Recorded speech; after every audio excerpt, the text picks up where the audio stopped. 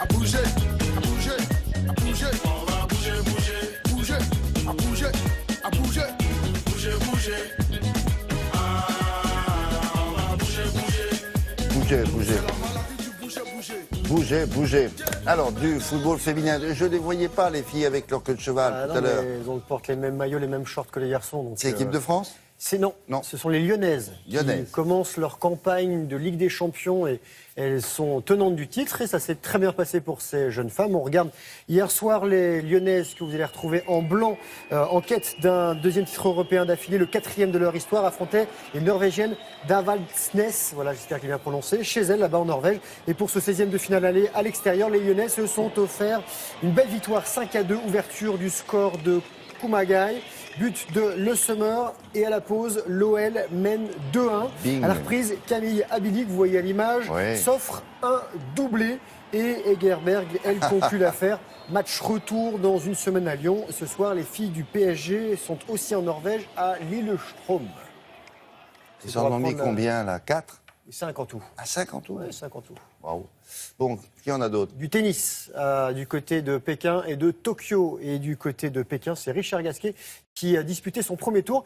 Ça n'a pas très bien débuté, ça s'est plutôt bien fini. Et pour son entrée en lice dans la capitale chinoise, Richard Gasquet, 17e mondial, était opposé à Sam Querrey. Et l'Américain, 29e du classement, domine le Français en début de rencontre. Le Biterrois s'incline dans le premier set 6-2. Et Gasquet, finaliste à Shenzhen ce week-end, revient dans la partie et s'adjuge les deux manches suivantes, 6-3, 6-1. Autre succès tricolore, celui d'Adrian Manarino, issu des qualifications, qui sera opposé à Nadal.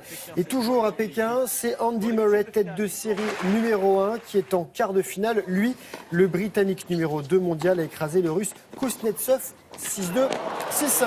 Ça joue aussi du côté de Tokyo au Japon et Kei Nishikori n'y décrochera pas un 3e sacre. L'enfant du pays 5e du classement a abandonné en 8e de finale. Il était opposé au Portugais Joao Sousa. Et la superstar japonaise a acheté l'éponge parce qu'il avait des difficultés à courir, donc avant la fin du premier set. Chez lui en plus, c'est dommage. C'est un demi-dieu là-bas.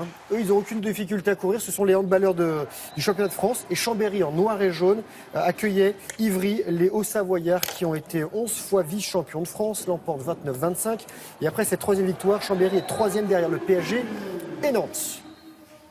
Bon, on continue avec du basket. La basket NBA, ça va débuter la saison à la fin du mois. Alors là, les basketteurs, pour certains, sont du côté de l'Europe. Ils viennent jouer. Et parmi le staff d'Oklahoma, il y a un Français. Je vous présente ce garçon. Qu'est-ce qu'ils venaient de faire en Europe? Ils s'entraînent. Ils s'entraînent. C'est une pré-saison pour eux. Et il s'appelle Geoffrey Lauvergne. Il est transféré de Denver cet été. Il a effectué ses premiers pas sous les couleurs du Thunder d'Oklahoma City. Il a joué 20 minutes face à Barcelone. Et il s'est offert 8 points. Oklahoma s'impose 92-89. Et lundi, le Thunder avait perdu à Madrid. Ça compte pour du beurre. Je vous présente Stéphane Toureau, au Savoyard de 29 ans, apnéiste, sacré champion de France cet été. Il est devenu vice-champion du monde en Turquie, 103 mètres en poids constant monopale. Le poids constant, en fait, c'est que l'apnéiste va descendre et remonter sans toucher à ce filin et avec le même lest. De belles images. On fera bientôt de l'apnée en fosse, William.